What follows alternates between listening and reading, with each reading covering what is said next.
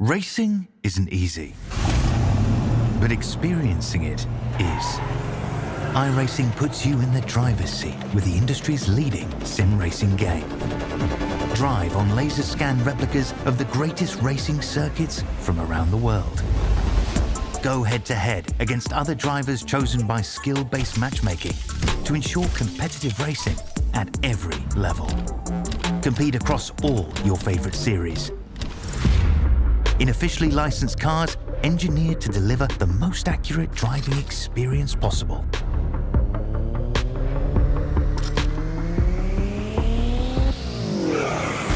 Join a race or host your own with players from across the globe. Race against the computer or in a league with friends. Feel the thrill behind the wheel. Visit iRacing.com.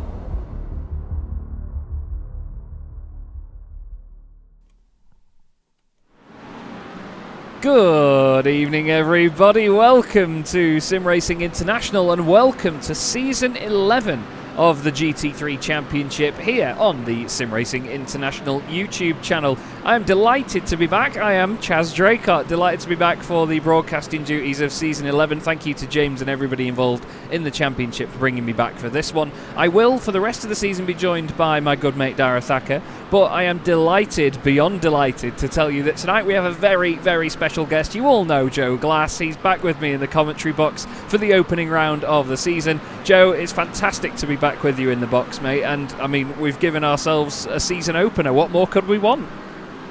Absolutely right, Chaz. I'm buzzing to be back. It was a bit of a last-minute call-up earlier today, so got myself dusted down, got the equipment going again. Absolutely delighted to be back here, and it's a track that we haven't been to in nearly a year.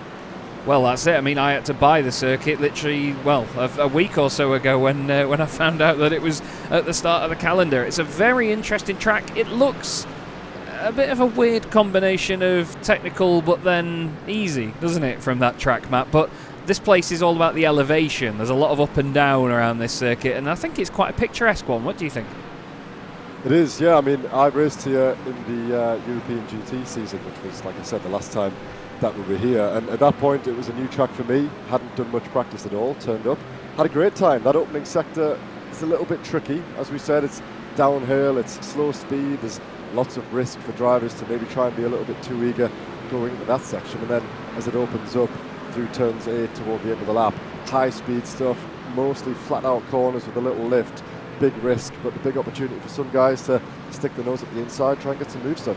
Yeah, I think we're going to see quite a lot of overtaking tonight, and this, of course, being the first round of the championship, gives us the 1 hour format. So we have a bit of an alteration time and time again when we go through the championship. We have 6 of these 1 hour races, and then on 4 occasions throughout the championship we have 2 half-hour races to make up our evening. We start here at the Sachsenring, fantastic racing circuit indeed, with Daytona Road Course in a week's time. Then we go to Portimao, the Miami Grand Prix circuit, which will be interesting. Monza combined, which is just terrifying. The Virginia International Raceway, still we end up going back there, I don't know why, I hate the place. Bathurst is next up after that, ahead of the Nürburgring Grand Prix circuit. Misano and Imola, back-to-back Italian rounds to finalise the season there, Joe. I think that's quite an interesting way of going about it, actually, having just the 2 Italian rounds to finish us off. Yeah, well, we saw something similar last season. We had Imola, we had Mugello, but we haven't, we certainly haven't done Monza combined. I think that one took a lot of people by surprise. There was some question in the server as to whether we were actually going to go there, and in the end we have, and I'm quite glad for it. I'll be definitely tuning in for that one in a few weeks' time, and it's also good to see a few new circuits back on the calendar. Of course, been a while since we've been to the Nürburgring GP. Of course, Miami just added to the service as well, so a brand new track for the drivers to get stuck into. It was in the officials just the other week, so some of these guys might have had a chance to do a little bit of practice. They've got a few weeks ahead of themselves to prepare for that one. Portimao as well, next couple of weeks. Tricky circuit, similar in some ways to this track, but I think a little bit more complicated, some will say. Yeah, definitely. It's going to be a really solid mix of complicated and then sort of more simple, well-known circuits by everyone's standards. But we're looking at some of the cars now in their qualifying session. We have 20 minutes left of quali, still a long way to go here. A little bit of a battle going on, actually. We look at Jan Ostberg in the Mercedes right now. He's side by side with a car that is currently running 49th. That is Martin Brandon in his McLaren. Martin just trying to get out of the way during that hairpin at the bottom of the hill, but it's easier said than done. But again, look at the elevation of this place, Joe. It's hard to know where you're going most of the time because there's always a crest, there's always a dip. It's very, very tricky to get your head around.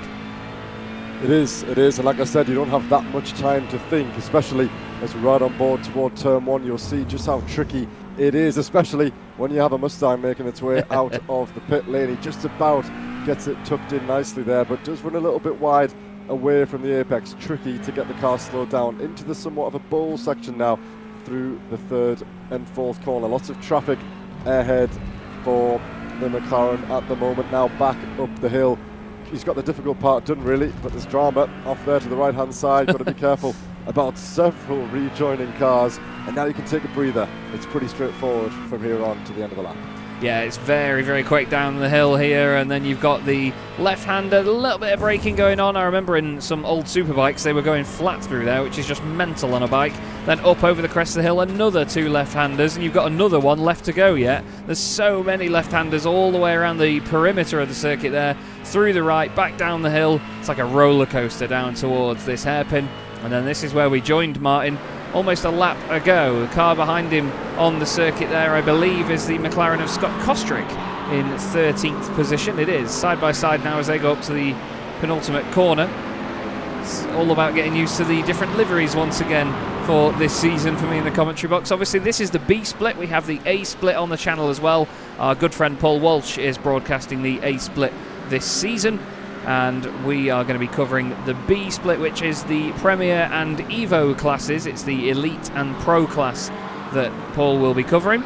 Just saw, David Pilcher. I was just going to say one of the only, if not the only, BMW in the field, but unfortunately he's gone straight on. It's Jordan Maymar as well, the other BM in the field. We have 7 different cars in the top 7 positions at the moment, Joe, which is always good to see. And in that 7 is Stuart Rice, who is the fastest of the EVO drivers at the minute. Yeah, I was going to say, it's good to see a couple of those EVO drivers getting straight into the mixer. At the front of the grid, of course, last season, in Season 10, was the first time that we tried out sort of splitting up the order a little bit. We had the Elite class and the Premier class in Split A, and we had the Pro class and the EVO class in Split B. We've reverted back to what we've been a little bit more used to over the last few seasons. However, we have kept this open qualifying session that we're taking part in now. It's been many seasons, Charles. In fact, I think it was Season 2 the last time that we saw open qualifying, and we've had it the last 2 seasons running.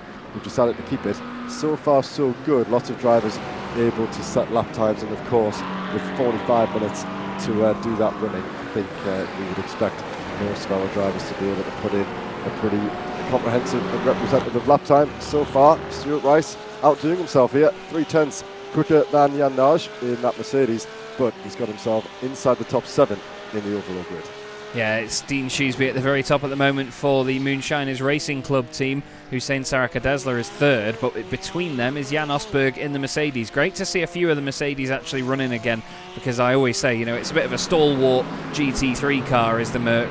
I do love the thing, and it's very often the case that it's not considered the meta, so you don't see it, but here in this classification we get a bunch of them. Very pretty as well, the Vulcan fasteners by GlassTech Racing Machine. No bias here in the commentary box, of course, but it is a very, very pretty looking race car.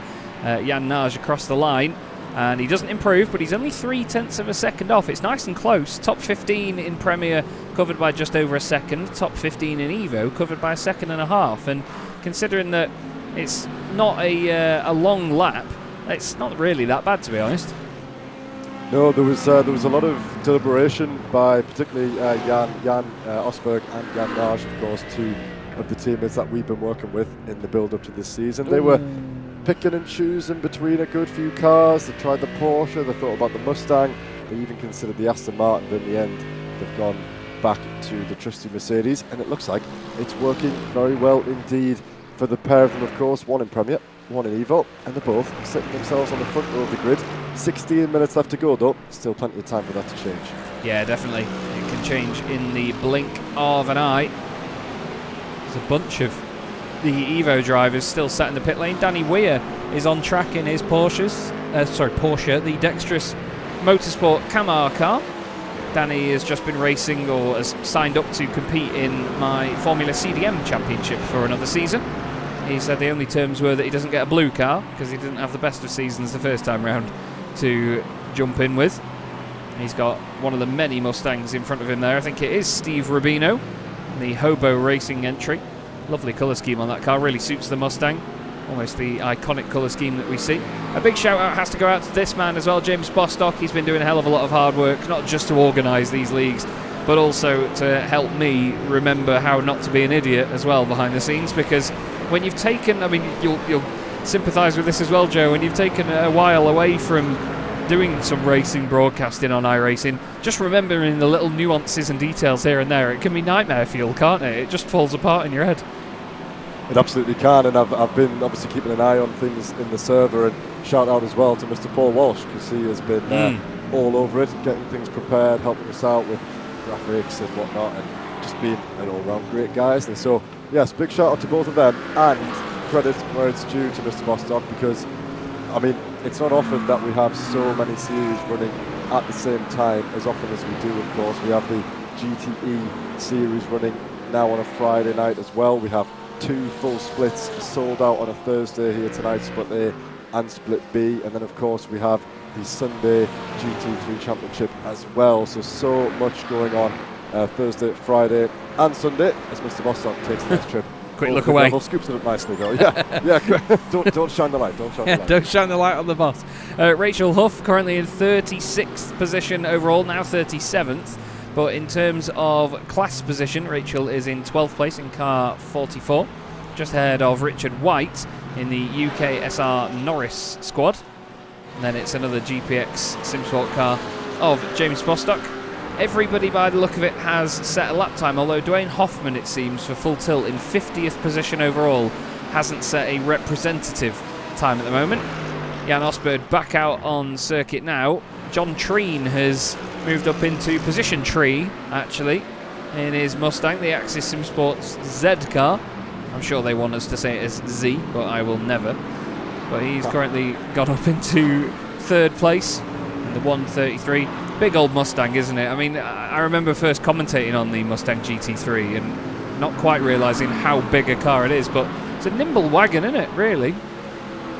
It is. Me and my guys drove it in the Brit car, the Silverstone 24 Hours, which we had quite a good result in the end, and I found quite a good favour with that car, actually. I like, obviously it's brand new, the dashboard's quite good, you get a lot of information out of it, and it didn't feel too, I mean, it looks heavy, doesn't it? It's a very big, very wide car. I suppose, having spent a lot of time in the Mercedes, they do share some similarities in that regard, and it served us well. So it's good to see that it's being picked up by a few more drivers. Not too many in this session running it, but a good handful, maybe 7 or 8 of them out there on the circuit. But we can't complain about that, Chaz, because you'll remember better than anybody how many Porsches we used to look at back in the day. Yeah. And now we've got a nice spread. There's even a Lamborghini and a Corvette and an Aston Martin leading the way in both of our classes, and another pirouette recapture.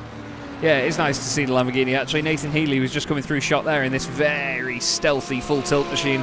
Lovely looking race car. Great sound as well from the Huracan GT3 EVO. Obviously, it will be phased out over the next couple of years. We will no longer see the Lamborghini Huracan GT3s in the world of GT3 racing, which is a massive, massive shame. But the Temerario will be taking its place in the next season or two. Doesn't make anywhere near as good a noise. Doesn't look anywhere near as good.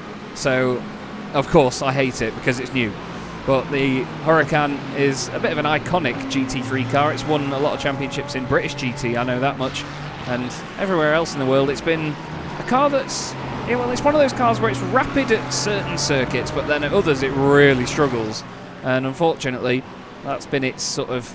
Well, it's been the nail in the coffin for it, and they're not developing it further. So that's why they're moving on to the Temerario. We do have the Aston Martin in front, though, which... To me, I don't know about you, mate, but I always think that the Aston Martin just looks like a remote control car. It's got a really massive body that's too big for the wheels. You know, when they've got that big sort of plastic shell on them, it just reminds me of one of them. Yeah, I mean, I haven't really gelled all that well with the Aston Martin. maybe it was a bad time to do it. When the Mexican circuit came out on the platform and the Aston came at the same time, I tried that in a combination. Didn't feel great, didn't gel with it, didn't like it as much as I do with the car. So I haven't spent an awful lot of time in it. Same can be said about the Lamborghini, actually. I do love watching it. I do enjoy driving it at the few occasions that I have. And we have actually seen some drivers have quite a lot of success in this car as well. Thinking back to the earlier stages in SRI's history, we've had quite a lot of very, very competent elite drivers putting that machine to its limits, to its paces, and having quite a lot of success out of it. Yeah, I remember the likes of, didn't Yannis Albert drive it for a season as well? Yeah. Thomas Pugh, I remember driving it very well as well.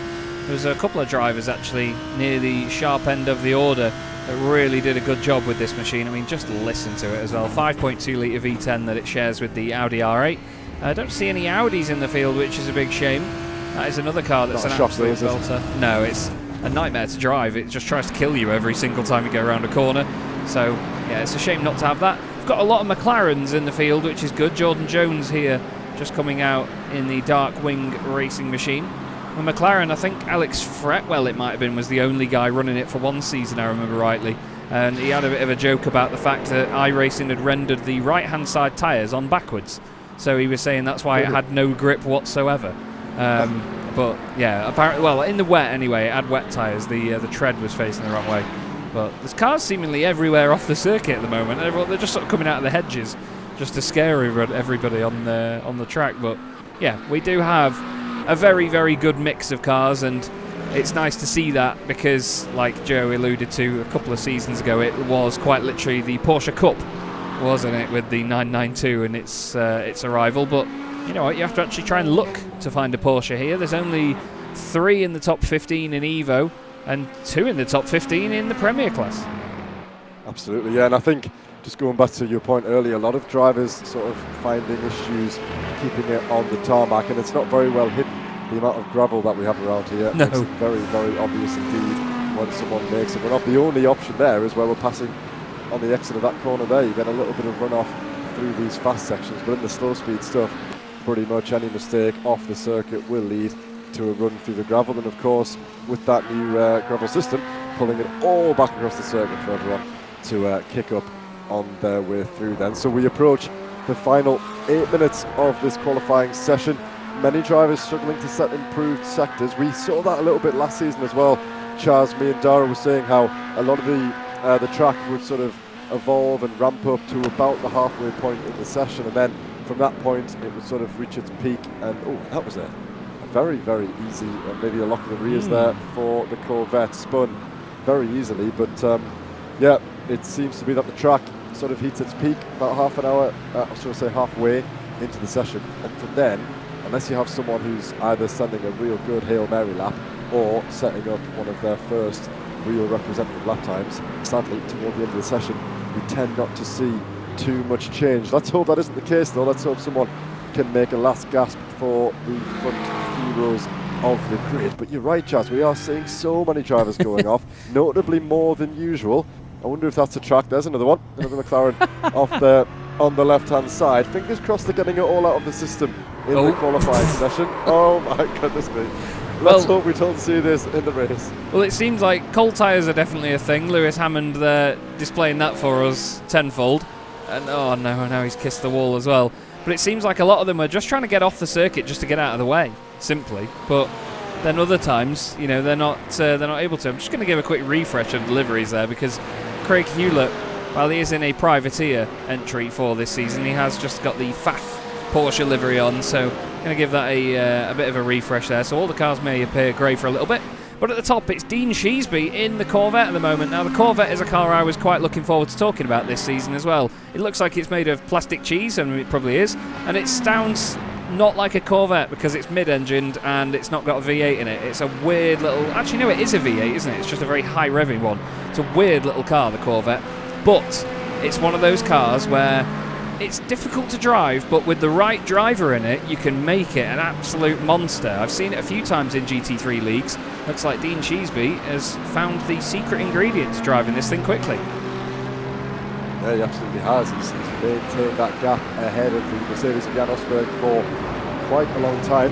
in this session, and I fail to recall if Dean was in the Premier class last season or if he was in the EVO division. So it could be potential promotion on the cards for Mr. Shoesby, and he's making the absolute most of it so far. Season 10 champion in the Premier Division, Mr. Scott Kostrick down there in 13th, just shy of 1 second away from the pole position time of an 18.3. So Scott needs to up his ante a little bit here if he wants to get himself off to a good start. Grant Miller finished inside the top 3 last season. He's down there in 8th, half a second away from pole position. So some familiar faces reappearing again in this class, of course. Some drivers not returning, others moving into a different class. But keep your eyes on the likes of Kostrick, Miller and Hammond, all of which finished inside the top 4 in this division last season. Yeah, now I'm struggling to recall now. I'm still looking back through it to try and find who it was that won the EVO class last season, but I don't think we see their reigning champion on usual form right now. The name escapes me at the minute. I'm just looking back through what James sent me earlier. But well, sadly, I don't have that. I have that link stored in my browser from the Premier standings that we covered last season. I don't have the Pro or the EVO links, and I don't know if they're still in the server. Bear with me, Chas. I'll find that one. Thank you very much. In the background, because as we approach the final 4 minutes of this session, it has to be now or never. Otherwise, we're going into this race as it stands. Absolutely. We look at Steve Hughes in the Mustang, 35th position for him at the moment. But in terms of class position, he is, well, further down, let's say 24th for him right now, and a spin is not going to help anything at all. He's not going to be too pleased with that one. Easily done, very easily done, and especially in a rear-wheel drive car like that. Here's Dave Collier in the DC Motorsport Corvette. Lovely looking race car again, using the orange from his Irish heritage, I believe. Either that or he's from the Ivory Coast. I can never remember which way around either of them are. But Dave Collier in this very lovely looking machine, actually. It looks stunning, doesn't it? Heads up towards the first corner, or down towards the first corner, and then makes his way through a lot of these sweeping lefts and rights into, as Joe rightly described it earlier, the bowl section of the circuit, where you have to slowly sort of double apex it, build back up the hill, and then again through 3 left-handers over the crest, and then another 4 of them down the rest of the track. There's a car around. There's a spin for, I think, one of the Aston Martins there. I think it was Graham Vivers. But Vivers veered off the circuit, it seems. As, oh, that's a little bit hot into there for DC. Mr. Collier having to get off the circuit and out of the way. And more gravel down, Joe. Absolutely. So we can update everybody on that. So Steve Urbino won the championship in the EVO class last season. He has taken a promotion into the Premier Division, so he sits just outside the top 20.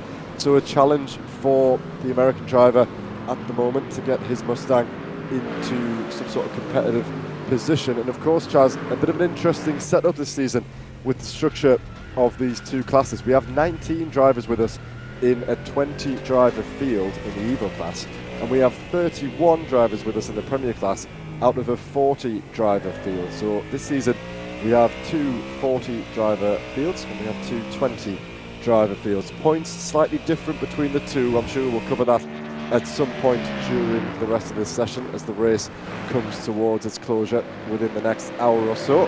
But for now, Mr. Rubino is one of those to take the championship last season. He was on the podium in 8 out of 10 attempts, finishing 7th and 4th on those occasions where he failed to get himself inside the top 3. And in second place, it was Mr. Jan Nage, who was sitting pretty in P2, but he's had his time pipped by the McLaren of Mr. Petty there toward the front of the order. Jan strung together a wonderful set of results, finishing inside the podium from round 3 through to round 8. That is some consistency for him in what was his McLaren last season. So a change of car for the Swedish driver there at the front, toward the front of the EVO class. Let's see if he can replicate that form and if he can hold on to the position that it seems as though he will start in at the start of this race.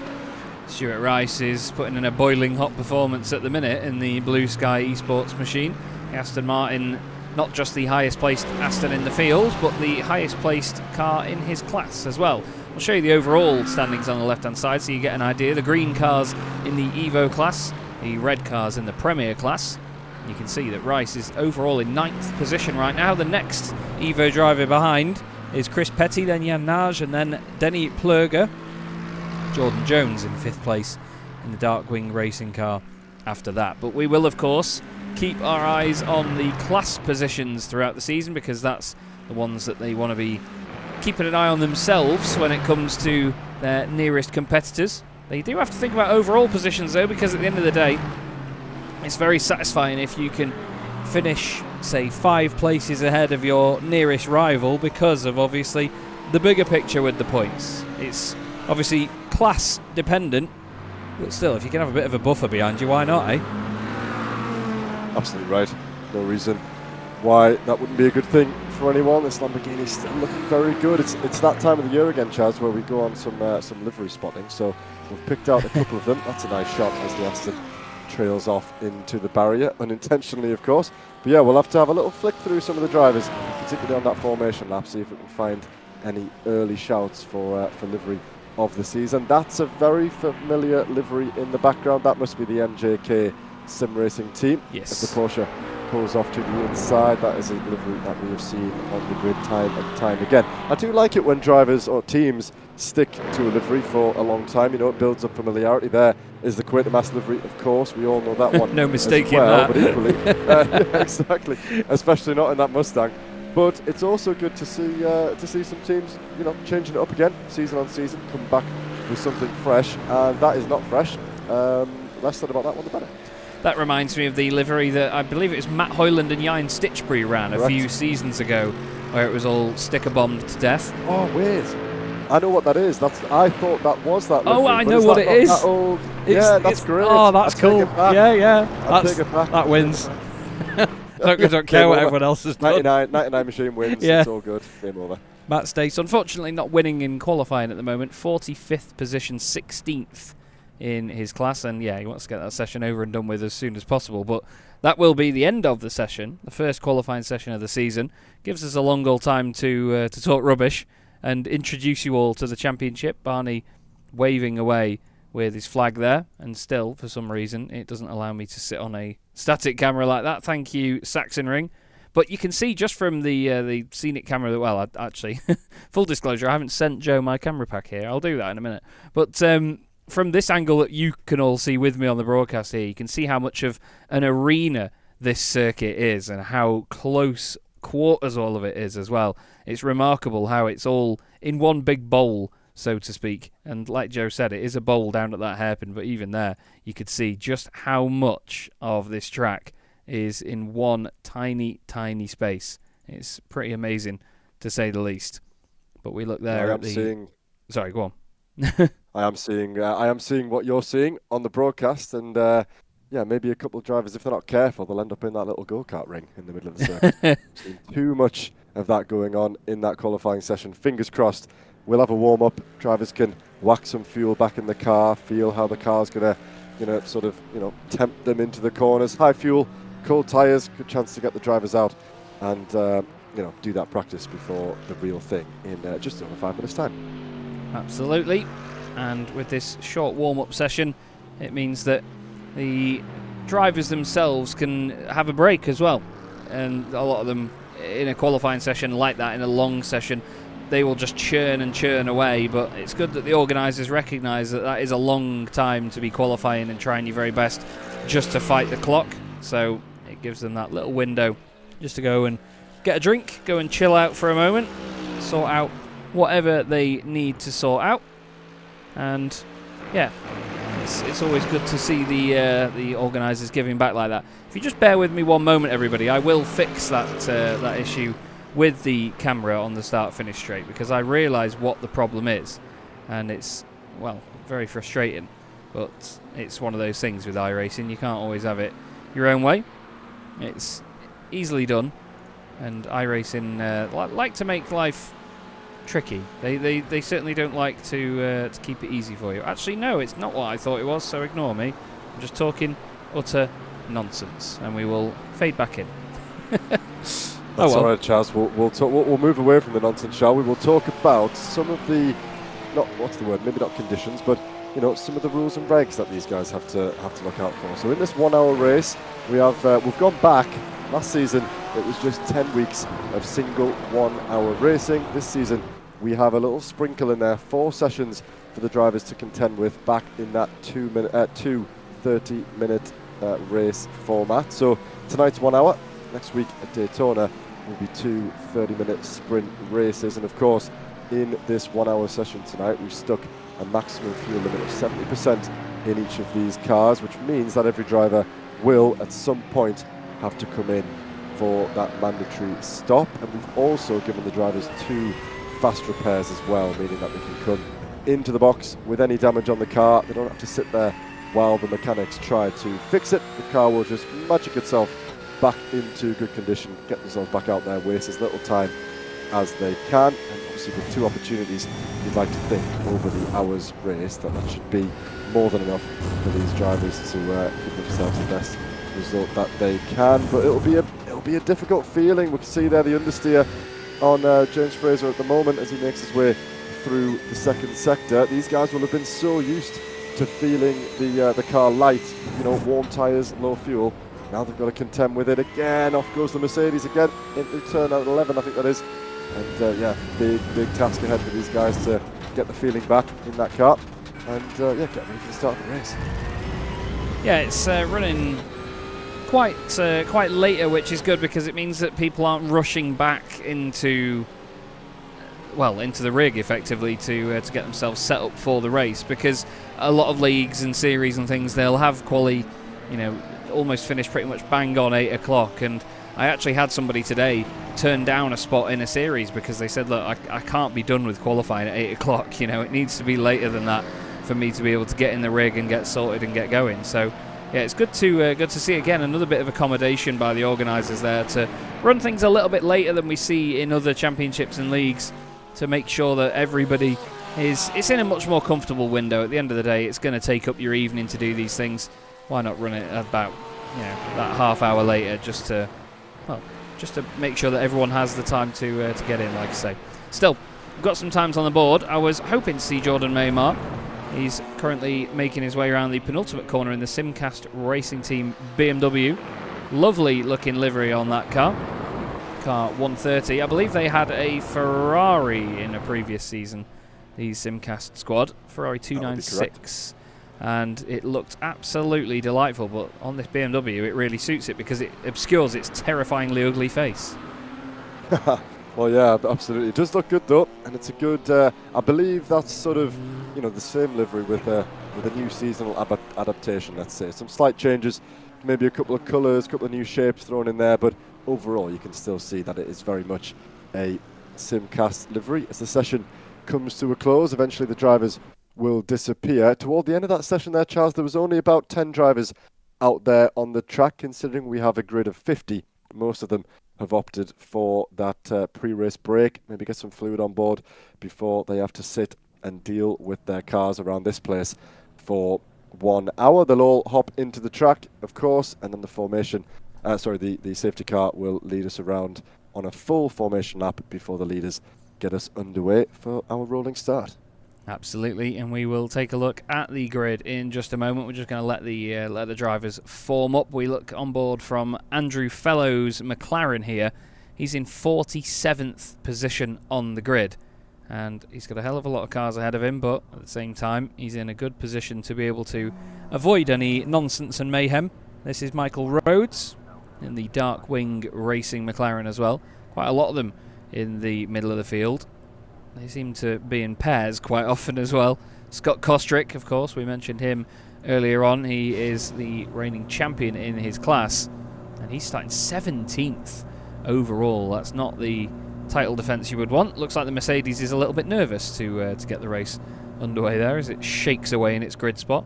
But we will look at the grid, and as you can see, it's Dean Sheasby on pole position for Moonshiners Racing Club. Then we have Jan Ostberg in second position. Then alongside him, behind him is John Treen and Hussein Saraka Desler. Next up is Robin Aston and Jordan Maymar. Then it's Mr. Larkman, Andrew Larkman, alongside Mr. Miller, Grant Miller, 2 Scottish drivers on the 4th row of the grid. Next up, we then have Stuart Rice, and we should have alongside him... Simon Clifton had lost a place on the warm-up lap to get... basically get moving. Then it's Reiser and Petty on row 7. We then have Jan Nage alongside Denny Plurger. Scott Kostrick and Jordan Jones on the 9th row of the grid. Next up, Rob Mackay. We haven't seen much of Rob yet. We'll have a look at him throughout the race. Then we have Lewis Hammond alongside him in 20th position. Then it's Cotton and Healy on the 11th row of the grid, ahead of Weir and Gregg. John Ludbrook is alongside Craig Hewlett in 28th. Then it is David Collier, and in the 30th spot, it is Michael Rhodes. Next up, we have... It is Blackie next up, isn't it? He's for some reason he's showing up as in a different position on my timing screen. Ryan Blackie next up, alongside outgoing EVO champion Rubino. Then it's Fraser and Pallett on the next row of the grid. Hunter and Chell, Savage and Bostock complete the top 40. Then it's White and Huff in 41st and 42nd. 43rd and 44th is Muntean and Pilcher. Stace and Downing 45th and 46th. And the last 4 fellows, Newton, Brandon and Hoffman. Did an awful job there of hiding the fact that because our good mate Walshy's got it set to initials on there, I cannot read a grid. Bad look of it. But oh well. Well, it's also difficult, isn't it, Charles, as the drivers move back and forth on this formation lap. The timing tower has a little bit of a meltdown and names are flying up and down all over the place. So quite difficult to grasp that, I'm sure, in the 9-10 weeks that remain in this championship. By the time you get used to things, it'll be no problem at all. And it's good to see that we have 50 drivers with us. That's a pretty good result for the opening round, of course. We had 58 out of 60 in the opening round of the GT3 Championship, which was an SRI record, believe it or not, up from 55 a couple of seasons ago. But we're nearly at that time again, Charles. The season is about to get underway. It's going to be Dean Shrewsbury leading Jan Asperg and the rest of the 50 drivers, some aren't even at turn 12 yet, and we're about to get racing. We absolutely are. SimRacing International GT3 Thursdays are back underway here from the Sachsenring. Welcome back to GT3 racing, everybody. We are underway down towards turn 1 for the first time. Sheesby gets it done. Treen down the inside of Ostberg there in the Mustang. Manages to squeeze that through down the inside. It's nice and tidy all the way through here. Everyone doing a great job. It looked like Ostberg got back in front of him there. Danny Weir has had a moment. He's around. Kent actually is the one that's gone around, sorry. Danny Weir had to slow down and lost a lot of positions, but it's Mark Kent in the Lamborghini that's lost a lot of ground. And we've had Martin Brandon lose a bunch of positions, but a great start for Dean Sheesby. Hussein Saraka Desler has gained a couple of places as well. As further down the order is John Treen, actually. Treen has lost a lot of ground. Yeah, that's 16 places lost for the Axel Simsport Z driver in that Mustang. He had a great start off the line, but then in the bull section he's clearly lost it. Up the inside is that Rob Mackay on that green Porsche on the outside, 3 wide, nearly there, as one of them makes its way into the gravel trap on the right hand side. Who was that making that? That's Jordan Jones, the Dartmouth Racing EVO driver, dropping 19, 20, 21 positions now for the 38. He's going to struggle. Oh, and he's nearly oversteered up and over the crest there. The left-hander, he's managed to scoop it up, holds himself down nicely. Dean Sheesby holds the lead. Saraka Desler's taken 2 places toward the front of the order. James Fraser's gained 10 places, up from 33rd into the top 20 nearly, and it's gone bad for Steve Rubino. Last season's EVO Championship leader, championship winner, took the promotion in the Premier class. He's dropped 15 places and he is struggling down the back. Yeah, let's have a look at what happened to Rubino then. Down the hill they go. He's got the McLaren just behind him. They're going to have too much of a fight, and well, that was a clear opportunity for the McLaren to go down the inside, but yeah, unfortunately they were focusing so much on the car trying to make a move on them that they just missed their braking point and hit the car in front. Jan Nage, while near his teammate, has had a drama here, and again, oh dearie me, Joe's not going to enjoy that one. No. Cars focusing on the cars behind them, and yeah, then hitting the car in front, unfortunately. This is what happened to Treen, so side by side at the very front of the field, Treen down the inside, and then yeah, into Nage, and the two of them just both float off the circuit. Not quite sure whether that was a lack of space given or whether he just understeered. It seemed like a bit of both in a way, but yeah, unfortunate for that to happen on the very first lap. Good battle going on here for third position. Andrew Larkman right up behind Robin Aston. Very close. He's not in an Aston, luckily, but yeah, right together out of the final corner. Yeah, so a good handful of drivers there struggling for position, of course, as we saw the two Vulcan fastness drivers of Osberg and Naj down 20 positions each. Jordan Jones the same, and up the inside goes the McLaren, sees it coming, does the Porsche, lets him go. That's really messed up the momentum of that GPX Porsche. He's going to get swallowed up by the Simcast and the DXT McLaren, looking to go around the outside, gets that one done nicely, but he's gone deep and he's allowed the BMW to get himself up and away. The Aston Martin in behind, fancying his chances as well, but the next braking zone came too soon for the number 42. He has to sit where he is for now, check his mirrors on that McLaren, who's putting pressure on him behind. Oh, Danny Weir's off the road. I'm trying to click on him, he's over here.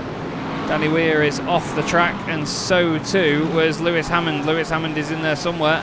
He's over the other side of the road with a big chunk of damage on the rear end of that Aston Martin. But it's all kicking off. Loads of position changes.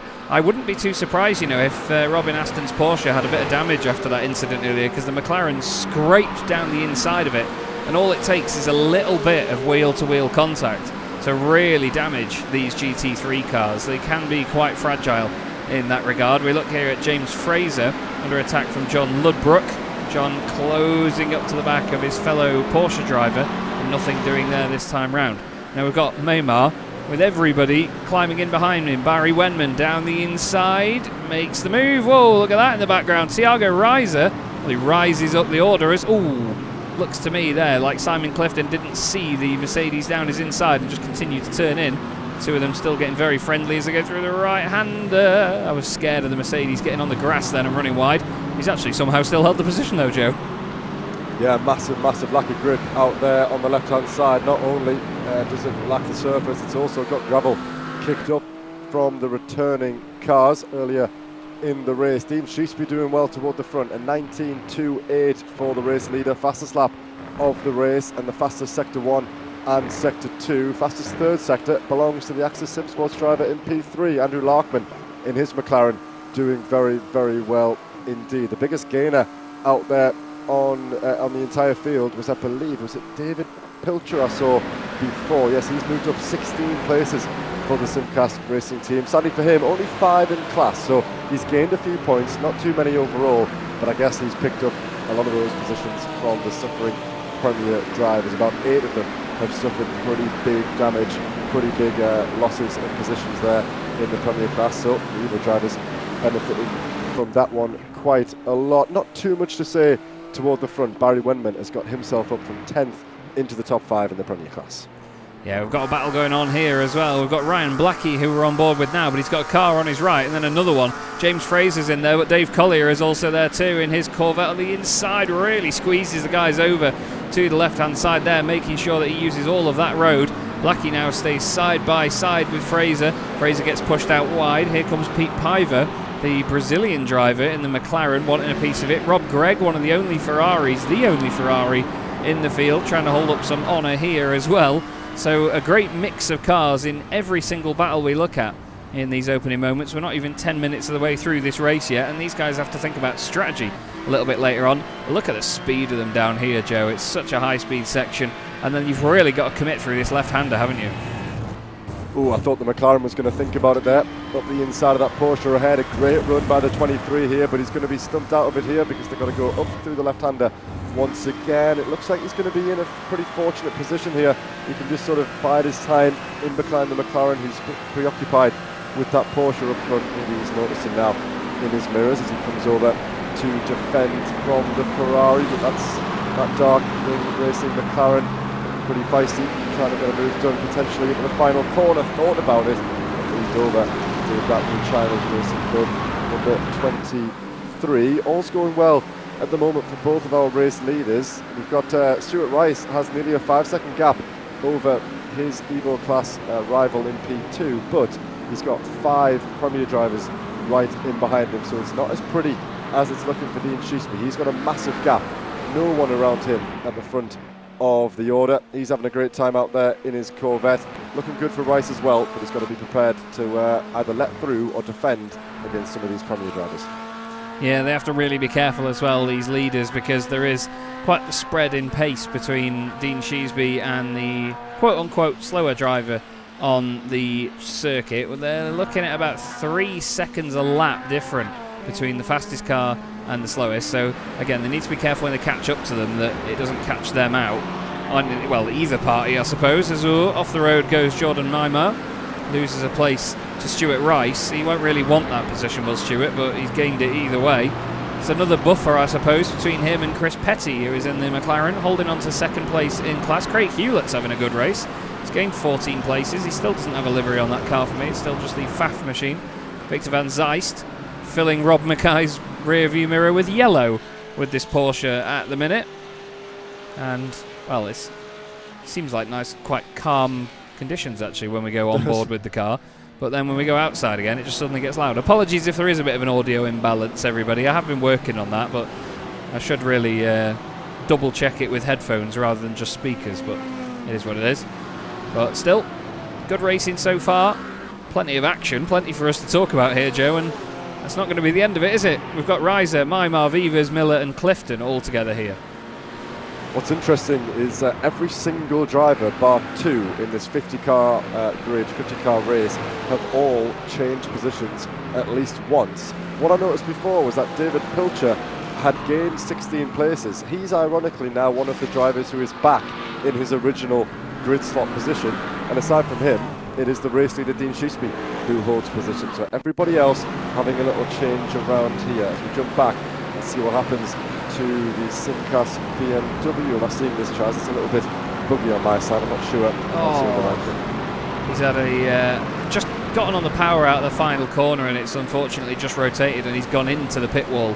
So then he's basically actually stayed out with the damaged car, but yeah, unfortunately it's dropped him all the way back to where he started. Andy Chell is the second car now to be where he started this race.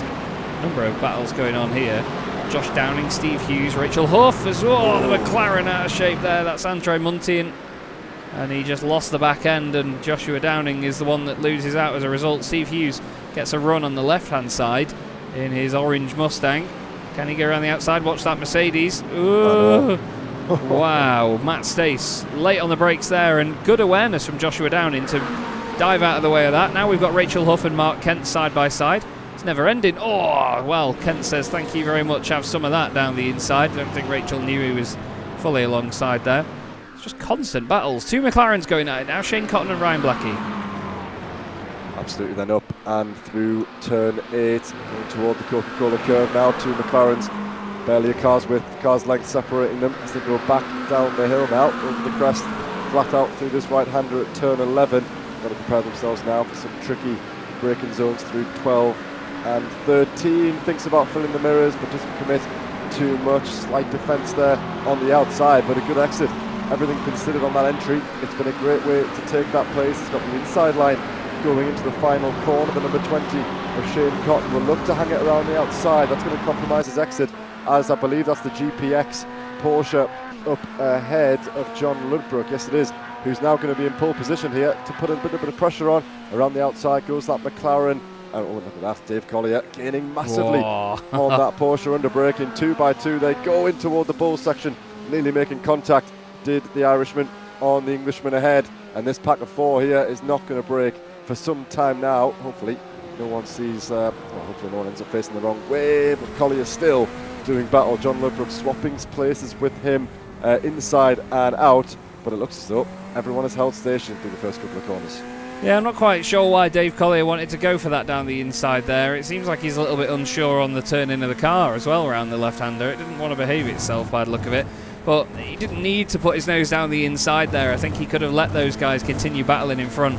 Now he's actually lost a bit of ground on them when he didn't need to sort of force the issue there. So needs a bit more big-picture thinking, I think. Rachel Huff has unfortunately gone off the road again. And, well, big damage already on the front of that Aston Martin. I think she's just going to loop it around here. Yeah, up over the crest and ouch, that's a big old hit. Luckily for us, the tree. Sorry, the tree hid it, but yeah, you're right. It's not exactly damaged at the rear, is it?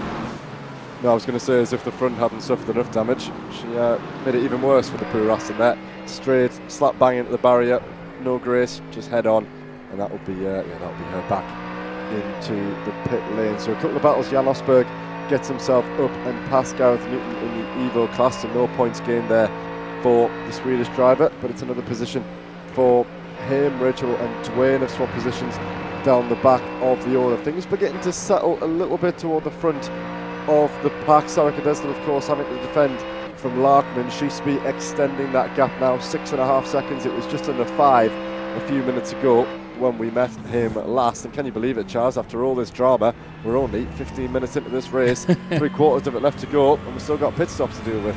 Yeah, it's crazy, isn't it? So crazy how much has gone on already in the first 15 minutes, but we hope you're enjoying the broadcast here on SimRacing International, the Thursday night GT3 Championship, Season 11 of this series. Very, very excited to be a part of this one. As, car joining in front of second place there. That's not friendly stuff. That was one of the McLarens, is it not? Is that Michael Rhodes that has just come back out on circuit? He's not doing a massive amount to get out of the way there. He's not making friends with these guys at all, is he? That was not the best behaviour from a lapped car, and still isn't really. He's still very close to the other McLaren. That's a bit of a shame to see that, but luckily, in a way, the positive we can take from that is he didn't actually cause the positions to be swapped between Sarah Cadesla and Larkman. But that's definitely not a situation you want to be in as the faster car. What about Rob Aston? What's he going to do right now as he chases down the McLaren? Michael will hopefully just stay over to the left or something here. You've not really got anywhere to go there, have you, Rob? It's not easy. You'd hope the McLaren would back out of that, but he's still making a case for the inside line. Oh, dearie me. Dearie me. This is going to get interesting now when this lot arrive on the scene, isn't it? Absolutely is. And remember, for anyone new around here, we don't have any sort of blue flag rule that you might see on the old Formula One. This is, you can race at your pace, but if the car lapping you attempts to make a move up the inside or indeed around the outside, you cannot defend the position. You cannot leave your nose in the corner at the apex. Once you're beaten, you have to get out of the way. But they're under no obligation to just dive out the way and put on the stoppers. But you're right, Chaz, if you come out of the pit lane and you've got two of the lead cars coming through, you might be on cold tyres, you might have topped up on fuel. It's probably better for everybody, including your own race. Let them go, sort yourself out, get the tyres up to temperature and get back on with your own race. Thankfully, in that instance, nothing went wrong. It's Matthew Hunter in the Simcast. Aston looks to defend from the Lamborghini, who goes around the outside. I'm not sure if that's Jan Naj in the EVO class looking to get in the mix-up in that Vulcan Fasteners car, of course. It's Matthew Hunter in the EVO class and this Lamborghini that we ride on board with in the Premier class. So no points on offer for these changing positions, but it will be between the Aston and that Mercedes in behind. Lots of different gaps between our EVO drivers here. Second through third, fourth, all the way down to eighth, sprinkled in between those just outside the top 10 in the Premier class. The guys have got to be careful with so long to go. They have to try and sort themselves out, because yes, we encourage a bit of interclass battling, but within reason, because there's nothing to lose, nothing to gain and an awful lot to lose by battling someone out of your class. We leave it up to the drivers, but hopefully we don't see too many incidents between the two classes. Yeah, fingers crossed. It's very easy for it to get slightly out of hand, to say the least, and hopefully we don't see any of that this season. This McLaren's still becoming a problem for some of our lead cars here, actually. Michael he's out of the way on the outside there, but I think he's going to keep his nose down the inside of the Mercedes, for the next corner. Sort of scaring a few of them out of the way here. There were a few position changes, actually, within the top few places. Graham Vivers and Jordan Mimar had a bit of a swap, and it involved that McLaren as well by the look of it. Flashing of the lights there. Oh, look at that. Vivers down the inside. Mimar then carries the speed around the outside and gets the run on the exit. Thank you very much, he says. Lovely, lovely bit of racing between those two there. Still side by side into the final corner, and just about figured it out, and that's when we joined them just a moment or two ago. In terms of pit stops, we've not seen any major pit stops yet. Martin Brandon was in the pits earlier for a minute. Some of the others have seemingly done their scheduled stops, but it doesn't look to me like anybody's making a huge strategy call at this stage. John Treen, by the way, has the fastest lap of the race. He's the first driver to go under 1 minute 19, and he did that last time round, 1:18.99, so only just under a 1:19, but factually under 1:19. And after his earlier dramas, he's going to want just a nice quiet and calm run through the order, but it's hard to get that. Pete Piver in front of him is having quite the opposite race. He's gained 13 places, whereas John has dropped 20.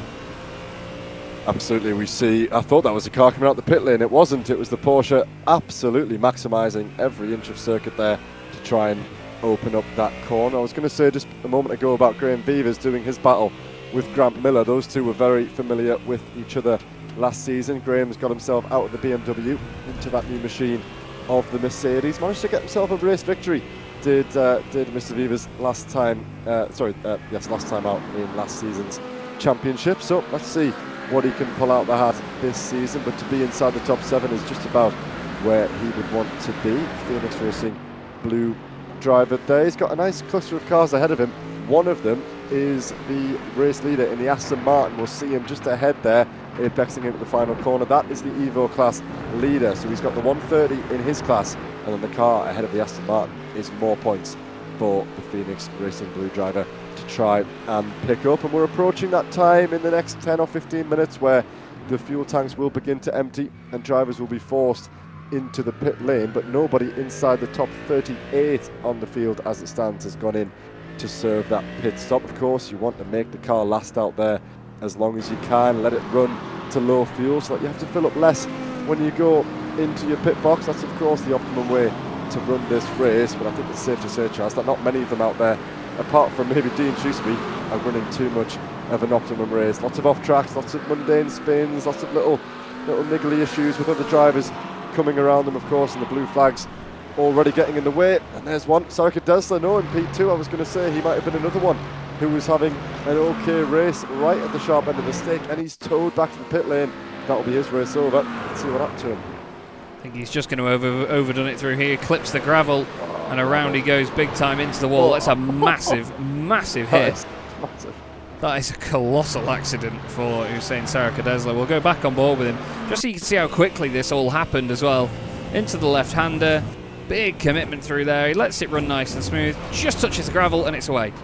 And it's not slowing down, and all of a sudden it gains a load of forward momentum. And that is unfortunately it for Hussein Sarika Desler. He may get that repaired and back out there, but he's still got to tow to the pits just yet. And that is nightmare fuel. So is this. There's a humongous culmination of all classes and all sorts here. We've got Ludbrook and Savage, who are in the Premier class. Then Jan Nage behind them in the EVO class in that Mercedes. Then James Bostock, Andrei Muntian and Steve Hughes. Off goes Jan. Jan in the pit lane's the other way, mate. Yeah, I don't know if he was... it looked as though he was half trying to follow, was it the Porsche coming into the pit lane ahead of him, and then he's just lost the car on the in the traction zone there. Let's see, the Porsche, is that John Ludbrook ahead? No, it's just full oversteer, and sadly, that's Mr. Nage back, almost backing himself into the pit lane in reverse, manages to pirouette on his heels, gets himself going again, but it's going to take a little while for him to get used to that Mercedes. A new car for the EVO driver. He'll have to dust himself down, go again, see what he can get out of this race. It wasn't going so bad. It still isn't. He's still in P9, which is still a good haul of points, but considering he qualified inside the top 4, might have even been third, he'll be disappointed not to have held on to that, but with a couple of incidents to still be inside the top 10, it's pretty good going still. Steve Rubino has fallen by the wayside, unfortunately, last season's EVO champion. I wonder if he's had a similar incident, actually. Keeps it on a tighter line. No, just back end just gets away from him and kisses the wall in the very same manner, just further up the road. It's like they're all trying to get style points for how they enter the pit lane. Stuart Rice, 5th overall, leading the EVO class. They'll be calling for his promotion already, I'm sure, in this class. Jordan Maymar is the next car in the field, but the Aston Martin in front of them is Lewis Hammond. Lewis, obviously, no slouch, but needs to sort of get out of their way, and yeah, Maymar knows it as well. He's saying, please shift that Aston. He's trying to look at the back of 2 purple Aston Martins who are not teammates and try and figure out which one he needs to get by sooner. I think it's the number 42 rather than the 132. All the while, Vivas and Miller are following on just behind, and they want to try and take advantage of any battles that go on here. Miller running wide in the McLaren. Looks like Hammond has actually got a decent amount of pace down the hill there, so yeah, he's not really needing to get out of the way. It's a weird one, this. Maymar trying to force the issue, though. He's trying to show that he's putting his nose down the inside as we've had a drama. Yep, we've had a drama, and it's one of the other BMWs, Matthew Hunter. So it's that badly damaged, I thought it was a BMW. It's an Aston Martin, and, well, it was an Aston Martin. It's now parts. I wish he could see. That's not going to turn left, son. No, I was going to say that front right is surely going to pop off and pulls it over. He's surely going to tow back to the pits. Let's see what happened then. Robert Savage, the 118 for Type 2 Racing, making his way down. Oh, and there we go. Oh, and there was collateral there. Yeah. Cars on the track. Big frontal damage there for one of them. Came around the corner and was met with a machine facing the wrong way. Let's see what happened up the inside. Is it? Yes, he maybe thinks that Porsche is going to commit, which sort of sends him off the road. Here comes Matthew Hunter, the number 10, making his way around, and then off the road do we go. Oh, he spins it on his own, gets on the stoppers, can't quite stop it, and then someone else comes in, follows up, and there it is, the second collateral damage with that McLaren. Wow, that is scary stuff for Pete Piver, and it was going on for so long. You know, he was slowly chilling around here. I mean, I don't know why the Porsche still wanted to go up the inside there, and then Pete, I think, distracted by the car on the inside, tried to move out of the way. He's keeping the revs nice and low, gets back up to speed, but he's got dirt all over the tyres. He's off the racing line, up the revs, round it goes, and there's the Aston, and there's the McLaren. That is a scary, scary incident. Luckily, the guys behind, nobody else collected them. And hats off to Matthew Hunter. Wow. He's dragged what's left of that car back to the pit lane. We're going to see the miracles of fast repairs now, ladies and gentlemen. Yeah. This is... Oh, has he missed his box after all that? Oh, surely not. If he reverses down the pit lane, I'm sure he'll be disqualified, so he's towed. Where's he going to reappear? Yeah, there he was. Oh, mate, after all that. Oh, well, he's gone from hero to zero there. Dean Sheesby, well, he's definitely not going to zero at the moment. He's hero status right now, currently leading the way in the Moonshiners Racing Club Corvette. He has a 9.2 second lead over Andrew Larkman, then Robin Aston, and Thiago Reiser. Hello. There was contact there with the BMW. That was David Pilcher, and he's still having contact with the Porsche. They're becoming quite friendly, him and James Fraser. Martin Brandon's going to say, all right, boys, cheers, thank you. With all my Castrol, I'll slip through the middle of the pair of you. Cheers. But what on earth was that about with the BM and the Porsche? They're getting very friendly. And, well, he did slide down the inside in the end, didn't he, Brandon? Fair play. Yeah, he did. The Porsche seemed to, they made contact, and the Porsche seemed to continue to close the door into the final corner. Thankfully, nothing major between the two of those. The number 36 McLaren ahead will be thanking the pair of them for making his life a little bit easier to gain a couple of positions. So that is Martin Brandon leading James Fraser and David Pilcher. Each of them, well, not each of them, sorry, Martin Brandon up 20 places, running on board with a 55. He's gained 13 places. Again, a lot of those guys, some of them actually have come in the pit lane, so correct me there, and others are Premier drivers who've had a bit of an issue. That front left has seen better days for the number 5, Andy Chell for Quatermass Motorsport. He'll still be all right for the time being. If he can hang on until his scheduled pit stop, he'll be able to get that buffed out. Won't get the sponge on it, that'll soon correct that. He can feel bright as a daisy once again. Let's see, does he stay out, or is he coming in this lap and stays out? One more, pressure on from the 38 McLaren in behind him. That's Jordan Jones for Darkwing Racing. We go back to the front end of the order here, and this is Jordan Maymar in the BMW. He's got 0.6 of a second over Graham Vivas and Simon Clifton behind him. That gap is going up and down here between sort of 3 to 0.6. Seems like Jordan is confident in certain parts of the circuit, but not others. They've then got Grant Miller and Scott Kostrick in behind them too. But that McLaren in there actually is Michael Rhodes. Now he is between all these guys, and he's a lap down, so he's just sort of filling that space for now. But Jordan in the BMW doing everything he can do to hold on to 6th place overall, 5th place in his class. but the next 5 cars behind him are all people wanting to take position away in said class, and now he's got a bit of lap traffic in front of him as well. That's going to be John Ludbrook in the Porsche. John Treen is the Mustang ahead of that, but he has done his scheduled stop now, has John Treen, so he can just run to the end of this race. A lot of them can do now, and I suppose there's a bit of relief about that, isn't there? When you finally get done in the pits, you can just kick the car's head in until the end. Now there is good lap traffic behaviour. It is, yeah. Gets himself out the way nicely, and that's it's what you like to see, but as I said earlier, it's not what is expected. But I think for a lot of these guys, especially if they consider that, as he just peeled off. It was too good to be true. What happened, John? Did he just get fed up? Maybe. Surely no contact unless he's he's had enough. He's fed up. Does that mean we can go home? Well, I hope not, because I'm having fun here. We're only halfway through the race. Let's keep going. Yeah, true. We've got Jordan Jones side by side here with Andy Chell. And again, he's side by side for about half an hour with that Mustang. It's like a cruise ship, isn't it? Still, battles everywhere. James Bostock, Andre Muntean and Steve Hughes together. Porsche, McLaren and Mustang. 3 very different race cars in very different liveries as well, which is lovely to see as they group with one another up towards the final corner. Andre using every little bit of the road there to open up the final corner. It looks like it's going to work for him as well, actually. He gets a demon run out of the last corner. Is he going to go to the right? Is he going to go to the left? James Bostock is going to choose slightly to the right. We'll stay on board here with Steve Hughes.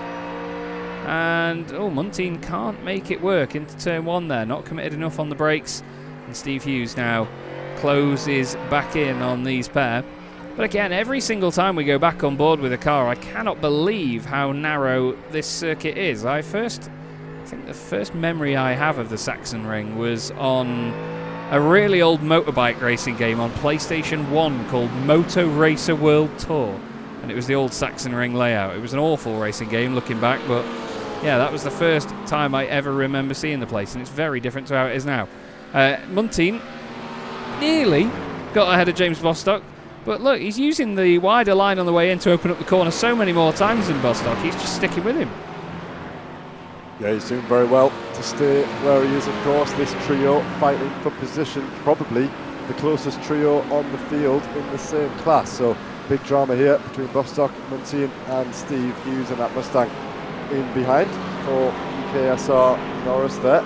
Just dropping off the back of these two ever so slightly. Pressure on Bostock. Again, you can see how wide that McLaren's entry is, and it looks like he's got a much better exit once again. Charles, we could be seeing a move here. Is Bostock going to force him to the outside? He might stick to the middle of the track to force that McLaren to pick one way or the other. Doesn't have to by the time they reach the braking zone going down into turn 1. He's managed to do enough in a straight line, has the 166 to stay ahead, and so far then that position inside the top 14 is all good for that Porsche. A lot more drivers in the pit lane now, Charles. We only have 25 of them, so half the grid have been in, half the grid are staying out. We've crossed into the second half of the race now, so I'm sure in the next 5 minutes we'll be seeing lots and lots of action in the pit lane. Potentially some guys who might have fuel saved. We saw that, a big feature of these 1 hour races last year. Some guys seem to be fuel saving, and all of a sudden they gain quite a couple of seconds over the guys, over their rivals out there on track. Let's see, it could happen between Mr. Muntean and Mr. Bostock before we know it. Yeah, I just wanted to keep an eye on this battle because there's such an accordion effect going on here. It's like there's a bungee cord on the back of James's Porsche. That McLaren gets a little bit further away and then suddenly scoots back up to him. All the while, Steve Hughes is holding station in that big old orange machine, wanting to make sure that he's ready to pick up any spoils just in case the two of them make any mistakes. A bit further up, we've got Vivas and Maymar right together. It might be Maymar, but apologies, Jordan. I think I've said it both times throughout the race, so cover all bases. But right now, Graham Vivas in the Mercedes is wanting to take this position off the ugly duckling BMW. Just in front of them is got John Treen in the Mustang. It's a shame to see that in a way. It's good to see that John carried on after his issue earlier, but unfortunately he is way down the order in 31st place after starting 3rd on the grid. Went for a move at the very first corner of the race, and since then has just been down, down, down. As off the road there goes Simon Clifton well, his teammate actually, in the background. The Axis SimSports Z car. Lovely looking machine. As, Andy Chell and Jordan Jones have had dramas here, Joe. They have then. Let's see Andy Chell, the inside in that Mustang. Outside is the McLaren. Is it going to be a little bit of contact? Yes, it is. Front left meets rear right. And then for his, for good measure, he gives him a little helping around, leaves him to get that pirouette. Comes through the Castrol Racing McLaren as well. So 4 places lost there for Mr. Chell. Simon Clifton still hanging around the back of Mr. Bostock. Let's see then, as the GPX Mustang. He's got one of the Vulcan Fasteners to his outside, and that's contact. I wonder where the Vulcan Fasteners car went there, off into the right-hand side, I think, or is that? No, he made it. But the road, he made it, did he? Yeah, I don't know how that came about there. Hussein going down the inside. The 22 was staying on the inside line as lap traffic, and then Hussein just runs wide into him.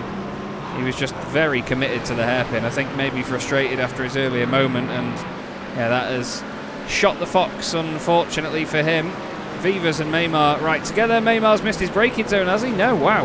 Looked like he was going straight on there, actually, down the inside of that Mustang. Scary. It's very scary, all of this. We've got the number 5 there, still having a battle. That is Chell and Danny Weir, still battling away. God, there's cars absolutely everywhere. Try and pick this lot out, Joe. It's mental. I know, so much going on, and we might see a lot of these guys heading into the pit lane at the same time, which would be absolute chaos. And up the inside goes the DXT Porsche. Not quite sure, that's Danny Weir for the KMR team. Andy Chell as well to let him through. John Treen in the Axis SimSports BMW in behind him. Out of class, of course, in the Premier Division. 2 of them doing battle in behind. I think that's Michael Rhodes and one of the other Mustangs. I think that is just about avoided each other. McLaren, should I say. Michael Rhodes and Lewis Hammond in behind. Hold station does the number 5. Danny Weir made that move count. He's put a pretty decent margin, pretty decent gap between himself and the number 5 within the first couple of corners, and off to the left hand side peels that Mustang, letting a few drivers through. I'm not sure if he's suffering still, Andy, with that damage on the front. It doesn't look too bad.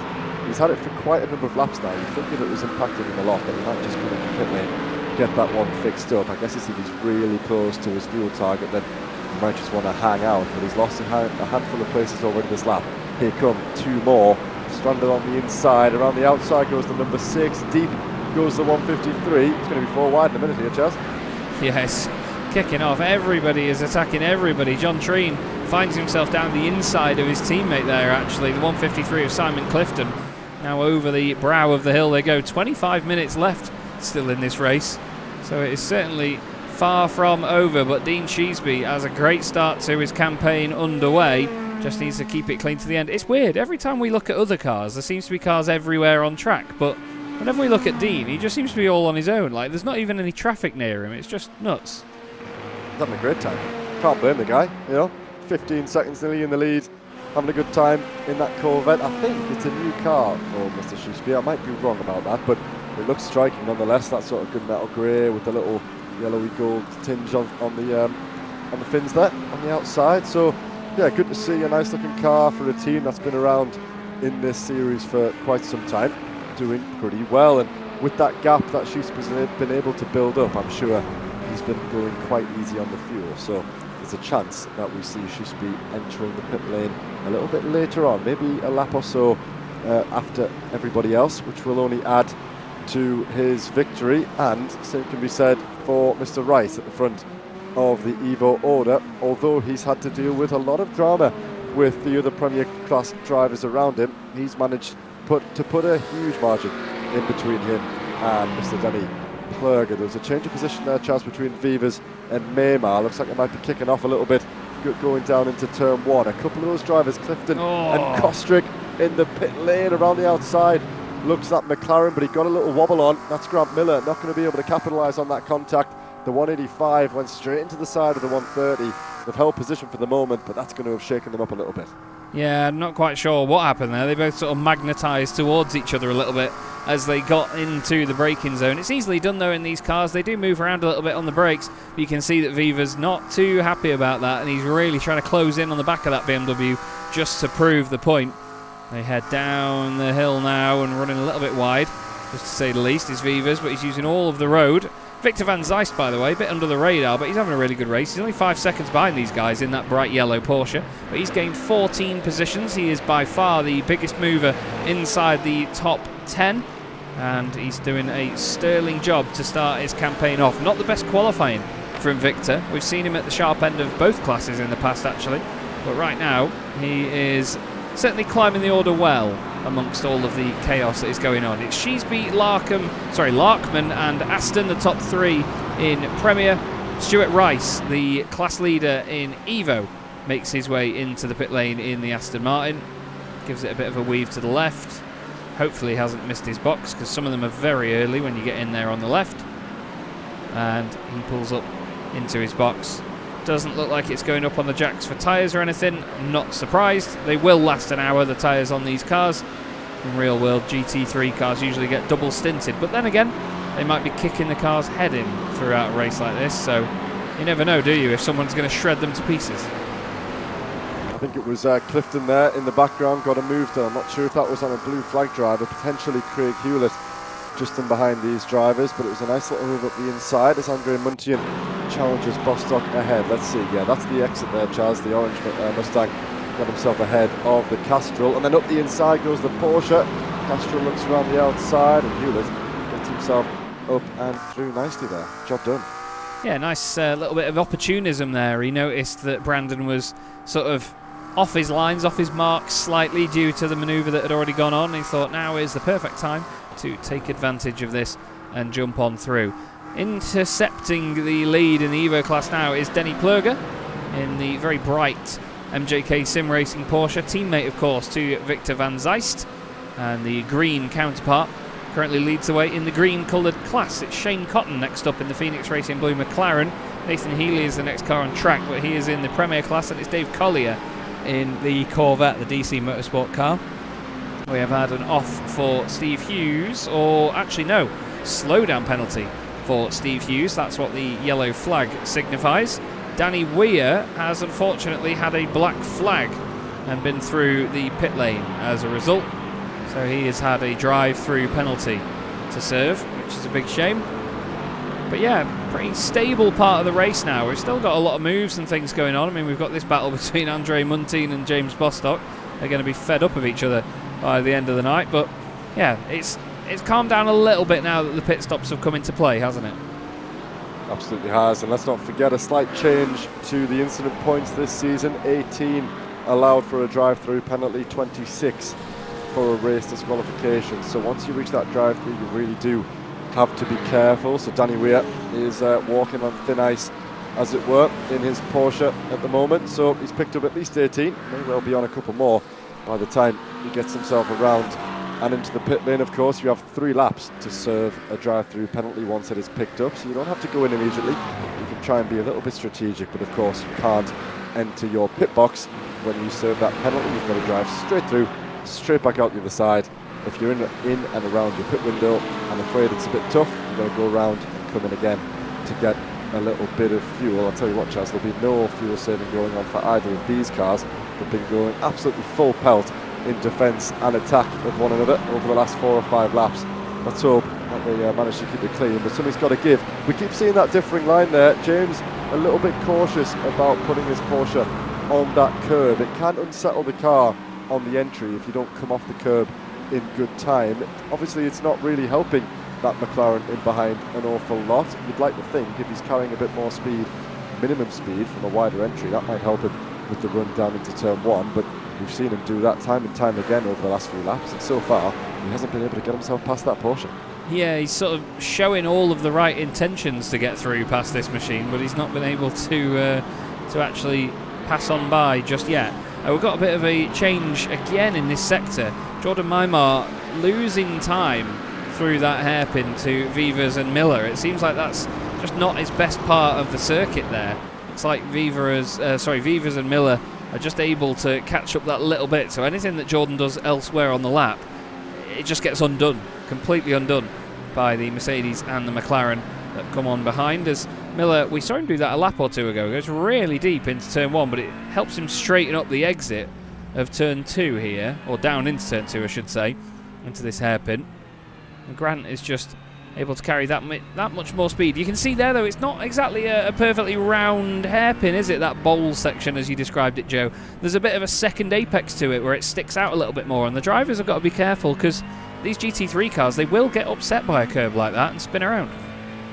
Yeah, they will, and trust me, we've seen a lot of that so far tonight, haven't we? So let's see what happens. Hopefully people keep it facing the right way as we head into the final quarter of this race. Still waiting for the inherited leaders in the EVO class to come into the pit lane. Shane Cotton and Dave Collier have gone quite a couple of laps, at least 2 or 3 laps further than Stuart Rice was able to. Rice spent 38 seconds total in the pit lane, so let's see how that changes between the McLaren of Mr. Cotton and the Corvette of Collier as they enter the pits now, watching the 180 of Grant Miller as he watches his rival Thiago Reiser and Graham Vivers off into the pit lane. It's blue flags ahead for Grant Miller on that Lamborghini, and into his marks and onto the jacks there, Chaz. Tyre change for the Brazilian. Yeah, it's interesting to see that they're going for that, actually. But then again, if you don't lose too much time in the pits as a result, then why not give it a go? Yeah, he was only stationary for 14 seconds, actually, so yeah, why not? He's going to have fresh rubber. It's going to be horrible on cold tyres for the first few laps, but yeah, it's a big shame that he's got to deal with that to begin with, but oh well. James Pallett, by the way, he's put in the Discord that he hopes he didn't hit anyone because his sim crashed, unfortunately. So Pallett is out of the race as a result. Look at this now. Now that Muntean... sorry, this isn't Muntean at all. This is one of his teammates, isn't it? Larkman is in a scrap here with Robin Aston. It was an Axis McLaren and a GPX Porsche. Thought it was Muntean and Bostock again, but no. But let's see. Nearly caught him out there. She's being too. Absolutely. Okay, good. So he had a massive advantage coming into this pit window. I'm sure he will maintain most of that. But Robin Aston, as we saw there, inherits the lead of the race as he stays out for a couple more laps. But obviously that gap that Schussby had will be picked up again as the Corvette gets himself into first gear, gets himself out the pit lane. Nice swift exit there, back out onto the track, and he's found himself just about missing out on that traffic. The pace that the race leader has shown will probably see him catching up to this traffic in very quick time. Fingers crossed they don't make too much of a meal out of it and let the race leader get straight on with it, get on by, and hopefully he can convert this race victory as we cross into the final quarter of this race. 45 gone, 15 to go. Things beginning to settle down. Lots of changes. Bostock, Collier, Wenman and Rob Mackay in the pit lane. Mackay on pit exit now. He's had his stop all said and done. Looks like Barry Wenman and Simon Clifton sharing the same part of the circuit as they enter the first couple of corners. Robin Aston makes his way around the final couple of corners. Is it going to be time for him to come into the pit lane? He is the final driver to serve a pit stop. No, he's going one more as well. An extra one. Jordan yes, Jordan in the BMW. Hopefully if he comes into the pit lane they might make the front prettier. But he's going to come in now. And that leaves, like you say, Robin Aston, the cameraman fell over, is the final car out there. That must give him quite a bit of confidence, that, because he's been able to stay near the sharp end of the order while also saving fuel and going that much longer than everybody else. It must be quite rewarding, to say the least. As we go further back, Thiago Reiser, Graham Vivers, once again having a scrap. Yeah, let's see then. Let's see what the Mercedes can do on the back of the 193 Brazilian driver. He's been with us. Mr. Thiago Reiser has been with us right the way back since, I think, Season 2, Season 3. So he's a veteran, so to speak, whether it's SRI or ESR back in the day. So he knows his way around this league absolutely so far. He's got to keep an eye on those mirrors, to keep an eye on the 185 and behind, who closes the gap under braking on the pace, on the power, sorry. Looks like he's managed to pick up a few car lengths there, all over the back of the 93, who goes deep into the bowl. Is he going to be able to pick that up? It's going to be the inside line. If he can hold on to that position, yes he can. Re-emerges back in front of the 185. I find it strange that people are putting their nose down the inside there. That's really not big picture thinking to put your nose through there. I get that you can trigger the spotter of the other guy and put them offline, but at the end of the day, you're about to go round about 6 left-handers.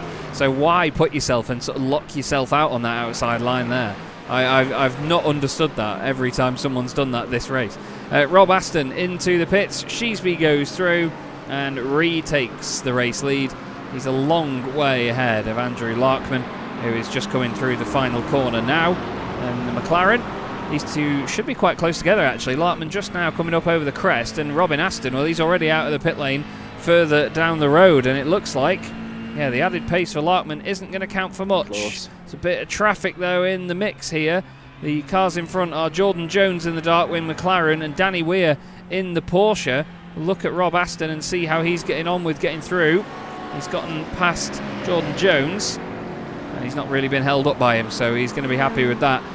He's now got to get past Danny Weir in the next of the Porsches.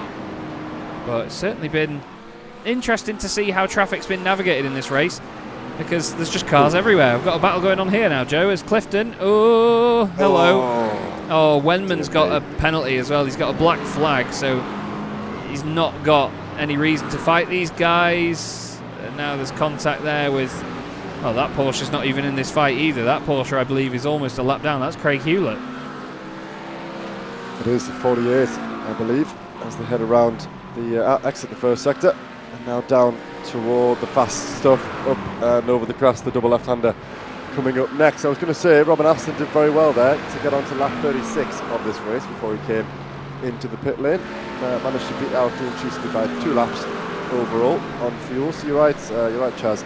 If he can finish this race in second place, knowing as well that he managed to save 2 laps of fuel over his rival, you'll know that if he can just get a little bit more race pace in upcoming races, that he's got a little handle over how that car feels. Here we go, bit of action now, picking up once again with the cars that we saw in the first sector, and that's contact, I believe, on the exit of the first corner. The Porsche gets himself ahead. Barry Wenman stuck in behind. He's got a car to his outside as well. That MJK Porsche up ahead will be glad to be out of the way somewhat of this, and he gets it slowed down nicely.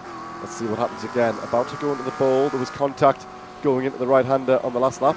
Let's see how they handle it here. Oh, as he goes just a little bit deep there, nearly off the surface. Well, Craig Hewlett's a lap down on these guys, and I know there's no rule to sort of tell him to get out of the way, but he really is ruining this fight for Simon Clifton.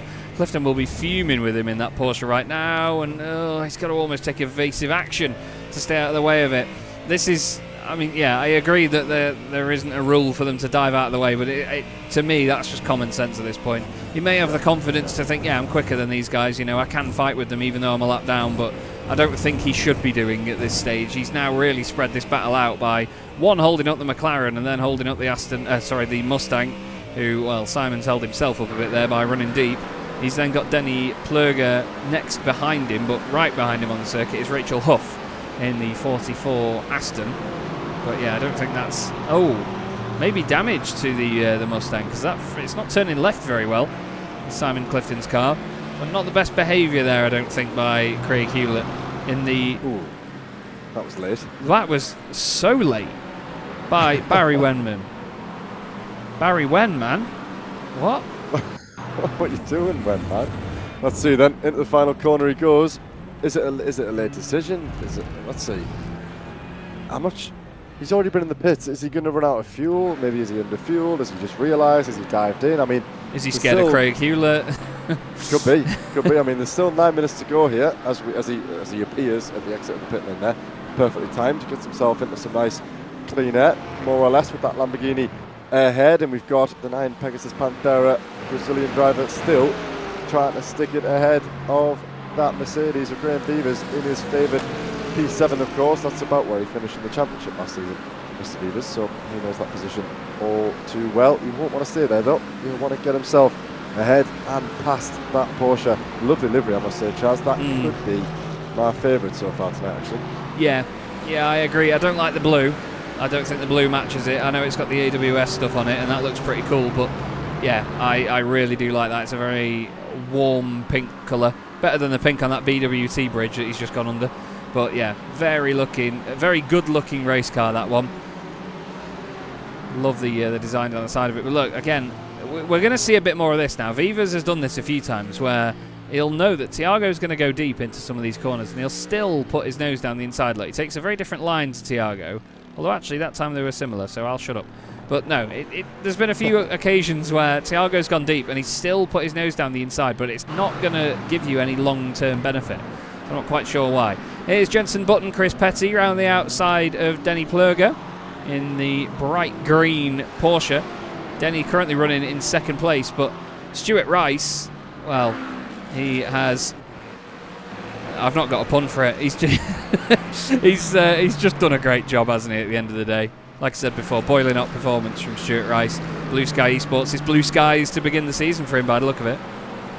Yeah, it absolutely is. It's going very well for him. It's also good to see that the battles that we have on track are all interclass as well, which is great to see. We've got Chris Petty on the back of Denny Plurger. As we saw a little bit earlier, we had Jan Osberg on the back of Ryan Blackie inside the top 20 in the Premier class. Apart from that, about a second or two separating pretty much each and every driver out there on the circuit as we approach the final 7 minutes here. It's been a cracking race, and we've had some ups and downs by several drivers, but toward the end of qualifying we were getting a little bit worried about how many issues and how many spins you might see, but toward the end of the race it's produced some brilliant racing. Steve Hughes still now chasing down Mr. Bostock, so Andrew Munty and Chaz must have got past him at some point. I'm not sure if that was in the pit sequence. I'm not sure if we can find that one, because that was a battle for the ages that went on for quite some time, and in the end Mr. Munty got himself by as Bostock runs deep going into the penultimate corner. That allows the Mustang through and up, and I'll leave this one to you, Chaz, because my replays are going all over the place. Yeah, it was in the pits basically, just to prove the point. Bostock comes out the pits, and Muntean, I mean, by the time that Bostock gets to the pit exit, Muntean is already halfway around the first corner. So yeah, quite the change there between the two. But yeah, Bostock went wide in the left-hander, the penultimate corner, and Steve Hughes, who we ride on board with now, got the job done nice and easily. We've got another battle going on further ahead. Dave Collier is up against Barry Wenman after his late dive into the pits earlier on. Oh, Barry's actually managed to get his nose down the inside. Collier says, I'm not fighting that because you're in a different class to me, sir. I'm going to leave you to it, and I'm going to let you disappear off up the road. Speaking of disappearing off up the road, he's flashing lights, says Barry. Hello. 15-second lead for Dean Sheesby. He's having, well, just a good day. Very good day. He's having a good night. Yeah, it's a good start of the season for Mr. Sheesby. He's been with us for a good handful of seasons now, maybe 5 or 6 seasons already for the Moonshiners Racing 152. So good to see him finally getting some good reward out of that machine. I'm trying to recall where he may have finished in his division this time last year. I don't think he would have been in the Evo class. Maybe he was. I'm just having a little scan of that now. I don't see him in the Premier or the Evo class, but that doesn't matter. That is said and done. He's got 5 minutes here to hold on to it, make no mistakes in that Corvette, and he'll bring home maximum points for himself and the team in the opening round of this championship. Here's Jordan Jones, who I think has got a car on his inside. No, he doesn't. It's a bit of a different angle for me, Charles, on this one. So he's chasing down the 22 Porsche ahead. The Evo drivers doing battle here toward the end of the race. Now we have a little bit of spice to end off things here in the final 5 minutes. Yeah, Jordan unfortunately down 8 places from where he started, while as Joshua Downing in front, ironically, is up 21 places from where he started. He is nearly the biggest mover in the field. Andre Muntean has 24 spots gained, so yeah, it seems like James Bostock was just a number to Andre after earlier, although he has just picked up a slowdown penalty, so he's going to lose a bit of that ground by the look of it. He's got Steve Hughes. Actually, no, sorry, I thought Steve was closer than that. Never mind, I'll shut up. But yeah, it did seem like Steve Hughes was not too far behind, but no, it's Bostock and Hughes that are closer together. We'll go back to Jones and Downing as they go up over the crest of the many left-handers and back down the hill. Joshua's going to start looking in his rearview mirrors here, because Jordan was a good 1.1 seconds quicker on that previous lap. So Jordan's got the pace at the minute based on previous lap, but how much can he keep that up? It seems like he's got a decent run through there in towards the final corner. They really do send it deep into that last corner, don't they? You expect them... Oh, no. Never mind. Oh, no. Oh, well. He's made it in the pit lane. Styled There it we out. go. I meant to do that, he says. Beautifully done by the Type 2 Racing 22. I did want to say, Charles, before the end of the race, oh no, you cover this replay first, and then we'll get to it. Just getting on board with the Porsche. He just clips the gravel a little bit, and then he styles it out and says, yeah, go on, I'll take some more fuel. Yeah, I mean, that is well done, to be fair. I mean, he wouldn't have wanted to end up in the pit lane. It's almost like a voluntary drive-through by that Porsche, but better than whack the wall. I'm sure he's glad, as you rightly say, to have styled that one out. The 48 there, looking around the outside of the MJK Porsche, not going to be able to find the grip to make that one stick, so he's going to hold station for the time being. I just wanted to make the point, 100 points on offer for the race winner in either class in with these 1 hour races. Of course, each 30-minute race next week will award 50 points to the winner. But something interesting to note, due to the differences in the class size, of course, with the Elite and Evo classes having just 20 drivers and the Pro and Premier drivers having classes having 40 drivers, the points are awarded down to 15th in the Evo class. P15 will award 2 points. P30 in the Premier class will award 2 points, and 15th place in the Premier class is 36. So quite a big difference, but of course double the points, double the drivers. Basically, there's double the points for a large extent of this. So for those guys in the Evo class, we have Mr. Martin Brandon down there. Yes, it is Martin Brandon, the privateer, in his 36 McLaren will be the last scorer in the Evo class. And the good news is, going all the way down to Mr. Steve Rubino in P30, 49th on the road, will score points as long as he crosses the line within 75%, I think it is, of the overall race distance, which will be something like 35 laps. If he can complete those, then he'll be bringing himself home some points to start the season. He's unfortunately retired. I was just checking to see, because my software still shows that he's doing 15 kilometres an hour, but he's not.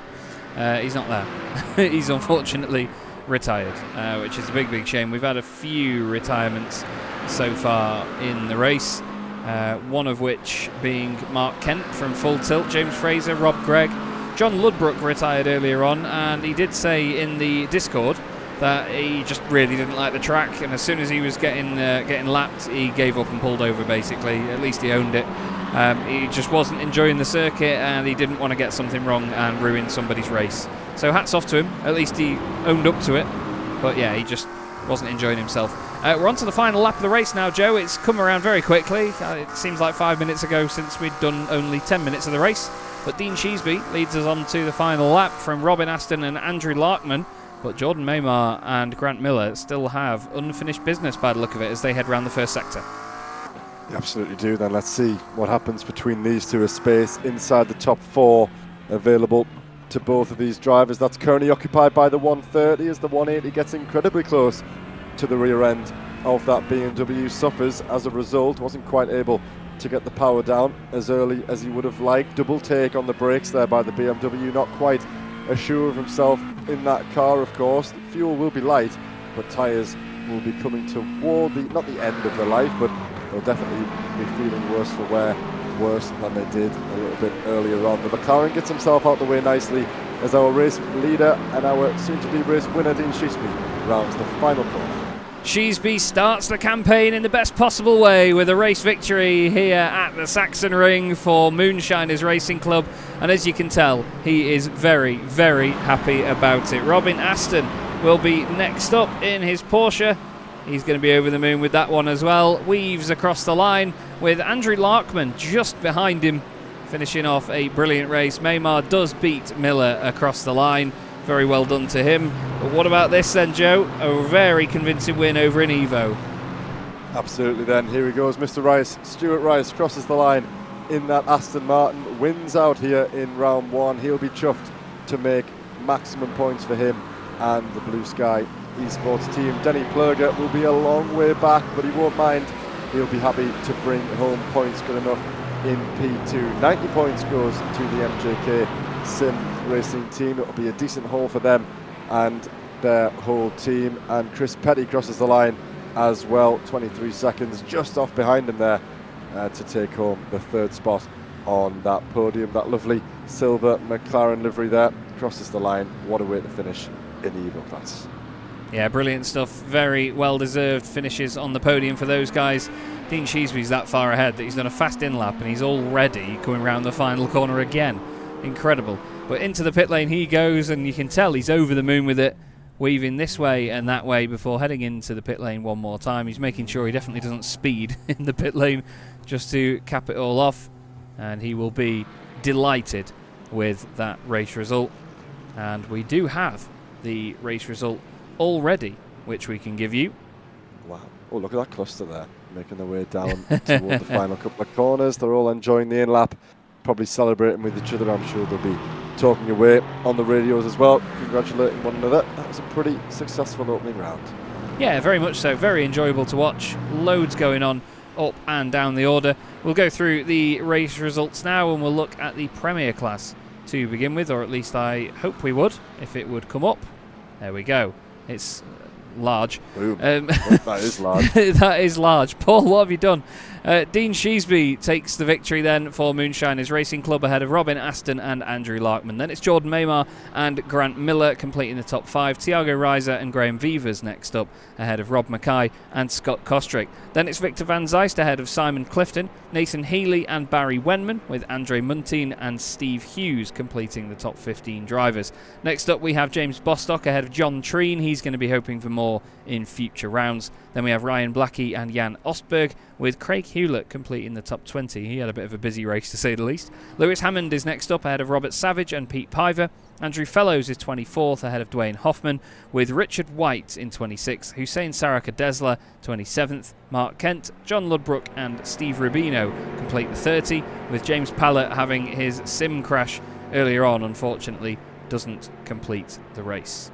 How about it then, Joe? Do you want to take it away with the EVO class, mate? Absolutely, mate. Let's just pop my glasses on so I can see what's up there. So Stuart Rice, absolutely commanding win in his Aston Martin. The British driver, the number 42 for Blue Sky Esports, brings home maximum points at the first time of asking here at the Sachsenring for round 1. Denny Plurger, quite a way back, but he won't mind. P2 is good for the Dutchman for MJK Sim Racing. Chris Petty, in his SRI debut, takes home a podium ahead of Shane Cotton and Dave Collier inside the top 5. It's Michael Rhodes and Jordan Jones ahead of Joshua Downing and Gareth Newton. Just ahead of Jan Nage, finishing inside the top 10, started inside the top 4, so I'm sure Mr. Nage will be happy to get himself some good points inside the top 10. Danny Weir and Rachel Huff finish inside the top 12 ahead of Matt Stace and Andy Chell. Martin Brandon in his McLaren finish ahead of David Pilcher inside P16. It's Matthew Hunter and James Fraser who will finish ahead of Rob Gregg in his Moonshiners Racing Club Ferrari.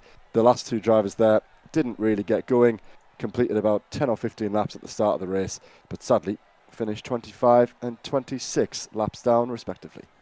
Yeah, not the race they would have wanted to start their season. We'll reverse back in time and we'll see if we can get some slow-mo footage now. And we'll have a word, hopefully, with some drivers. This is the point where we find out if James has given me the right permissions in the Discord. And it seems like he has. Thank you very much, James. Also, welcome to our race winner, Dean Sheesby. Dean, you must be absolutely over the moon with that one, mate. A fantastic night for you and, well, absolutely flung it around the circuit tonight, and very well done. How do you feel?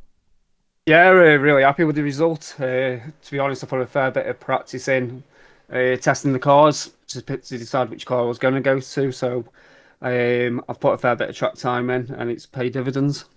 Certainly looked like it. What was the Corvette like to drive around here? Because from everything I'd heard before, it's a bit of a tricky little devil to get right, but when you get it right, it's quick. It felt great, to be honest, apart from a couple of twitches right towards the end. It never really missed a beat. So, yeah, the biggest issue was the back markers have been a bit unpredictable, and some of them, I think, panicking, trying to get out of my way, and some of them not knowing what to do. And, yeah, I ended up following, I think, Danny Weir off the track at one point, and then another one. I was like, for God's sake, don't lose it for whatever you do. And what did you make of the circuit? Obviously, a bit tricky with the lap traffic around here tonight. That infield section's quite nifty, isn't it? Yeah, it's tight, especially when you're coming up and there's 5 or 6 cars battling each other in front. I was just thinking, no, can I get through here? There was a stage like literally 2 or 3 minutes from the end. Matthew Hunter was trying to let a few cars go, but there was a gaggle of 6 of them, and luckily I managed to get through the middle of the whole lot of them. That could have just ended it straight away. So yeah, it's very tight circuit, not much room for overtaking. Not like I had to do too much of it though, physically on track. I literally drove off from the beginning and kept it, thankfully. Well, you absolutely drove away a big margin at the end of the race. Must be quite the confidence boost. Very well done again from us here, Dean. It was a fantastic way to start your season. And is there anyone you'd like to give a shout out to while we've got you? Yeah, I give a shout out to the Moonshiner boys. I believe Liam's done really well in over in Split A, so I think he got a second place, so really good job for him. And to yourselves for the commentary. I'll watch it back in a bit. And obviously the SRI boys for setting up everything, getting the actual league set up again and getting us on the track. Well, I hope you don't fall asleep watching the broadcast back, Dean. But you've got to listen to It's not that bad. me and Joe's sultry tones. Either way, mate, very well done. And we'll see you again soon. Cheers, lads. Thank you. Dean Cheeseby, clearly very happy with that one there, Joe. And, well, who can blame him? He absolutely flew around there tonight and did an epic job. He did, and I think that might sort of set that team up for, a bit of extra motivation. I don't know how they would have been feeling coming into this one tonight, but for Dean to bring home some good points and to have a couple of those guys performing well in the Evo class, I think in the end, they'll probably be very, very satisfied to kickstart the season, and maybe they can build on from that. Hopefully so, and, well, I'm sure that somebody that's going to be building on from a great start to his season as well is Stuart Rice. And, Joe, why don't you take it away with our Evo class winner? Good stuff, Stuart. Welcome in, mate. Can you hear us? Everything good? Yep, all good. Welcome in, mate. Well, I mean, what a commanding performance that was. First of all, tell us how you're feeling, of course, to get back out there on the circuit, back in some racing action. But from start to finish, it really was a pretty good race from you. Yeah, it's honestly great to be back on track because obviously that time between races and the time between the seasons is longer than it should feel, but that's purely because it's enjoyable going racing in the first place. I think this track in particular I very much enjoyed. I don't know why I gelled with it so much, but I did in some way. I think it might be a bit of a twinning with the car, to be fair, so that's one positive. Yeah, good. And you've obviously arrived here in the Aston Martin. Was that a decision that you've taken quite early, or have you left it until the last minute to make that? Not too many of them on the circuit, of course, the most recent GT3 to be added to the platform. So you must be feeling comfortable in it because you've just put on a performance like that. It's one of the only cars I really find I can drive hard and in a battle pack, because every other car I've driven, apart from maybe the Mustang, has always felt a little bit either too much driving off the rear or too pointy at the front, whereas the Aston drives solidly around the middle. And you can get a huge amount of just rotation on throttle as well as off throttle, and that's something I get along with in cars quite well. So I drove it for the whole last season as well. So it was a decision made after that, just going, yeah, it's the correct car, because I've had enough time in it now to sort of know how it works and where it sort of has its issues. Absolutely, good. And it's, I think, again, forgive me if I've given this an oversight, but is Blue Sky Esports, is that a new team name on the grid, or was that with us this time last season? So it wasn't last season. It was the season before that, I believe, season 9. I believe we were that. My teammate Rach was also my teammate back then, but took a gap out in the middle. So that was when I was racing for Phoenix last season. Okay, so what's the mood like in the team coming into this one? That might have sort of, like I said earlier, a little jump start to the season, maximum points under the belt already. So I guess that's going to lift the mood somewhat. It definitely does. I think as well, Rach has started off with new equipment completely, because the season she was in before she didn't particularly enjoy, purely down to sort of lack of control in the feel of the wheel. And now managing to get into top 15 is exceptionally good, considering it was very much a fuel save. So yeah, it's a good feeling all round, to be fair. Even if I have one, Rach has done an absolutely stellar performance to get 12th as well. So that's one thing I definitely want to highlight on her part, at least. Well, absolutely, mate. I'm going to come to you now and say if you'd like to give a shout out to anybody, then you can go ahead and do that now. So I'm sure she will be part of that. Yeah, absolutely. Rach has 100% just performed exceptionally well on this race, at least, and it's just a bit of a learning curve coming back in after I think it's about 8 months out, maybe 6. So just trying to get her back into that. And yeah, I think that's sort of where that is. And also just for sort of practicing, we have Ryan Stringer who does exceptionally well at sort of just that practice and helping us to improve in terms of training. So that's very, very helpful on that front. Good stuff, mate. Well, thanks a lot for joining us. Best of luck in your preparation for the 2 sprint races this time next week. Back to that format. So yeah, good luck with your prep. Enjoy the weekend, and I'm sure we'll speak to you soon. Thank you. Well, there we go. Stuart Rice, a very nice microphone on that gentleman and a lovely voice as well. I agree. Puts our mics Get to him in the shame. booth. I know, innit? Get him in the Flipping booth. out. He's got another career lined up. Fantastic to hear from him. And we've got one more driver who Joe has requested to have a word with. He's going to rinse Rob Mackay now. Rob, welcome to the booth, mate. Thank you. Hello, Rob. You're with us. Well, first of all, let me just say I didn't actually say I was going to rinse you. I just said, if you don't mind, Chaz, I'll have a little word with Rob, because it's been a while since we've spoke, of course, and you've been involved with all the preparation, getting this stuff together, but we won't talk about that just yet. Let's talk about your race in the Mercedes once again, back with DXT, of course. Just talk us through how you're feeling after that first round. I'm really happy with how that one went. I've not done much practice round here. I did 5 laps in the practice race on Tuesday and stacked it into several of the barriers. So I was expecting the same tonight, but took it with the approach of I've just got to get to the end. So took it steady, didn't give it 100% everywhere, and kept it mostly on the track. I think I was on 13x at the end, but yeah, it just flowed. I somehow got a massive overcut on Scott Kostrick in the pit stop phase. He was a good 5-10 seconds up the road when we started pitting, and I came out the pits literally just in front of him, and then opened that gap over the last phase of the race. Yeah, so I believe, correct me if I'm wrong, I think you are the only DXT, is it Zemex driver in this field, right? So you might have a couple others in A-Split, but how do you feel about that? You've got a lot of guys who are in here with, you know, maybe a full 4-man team in a division, never mind in the overall grid. So is that something that plays on your mind at all, not quite having the support around you? Of course, you've got Danny in the other DXT team, but are you just sort of, you know, a man on your own, you'll do your drive and you get your result, or do you quite like having some guys around you for a bit of support? The way we do the teams, although the team names are different, we all try and help each other out where we can. So it's, although the rest of the guys for the Zemex team are in A-Split, there's still enough of the other team in B-Split with me, and yeah, if we need to work together, then we will do. Good. Yeah, good stuff, mate. So looking ahead to next week then, we head back to our 2 30-minute race format, which is something that we haven't seen for a number of months. So I guess, first of all, are you looking forward to a bit of sprint action, or have you got yourself used to these 1-hour races? And of course, how do you feel about going back to Daytona? A bit more of a straightforward circuit than what we have tonight, but a completely different characteristic to have to deal with. I'd completely forgot it was 2 30 minutes next week. There you go, I've just reminded you.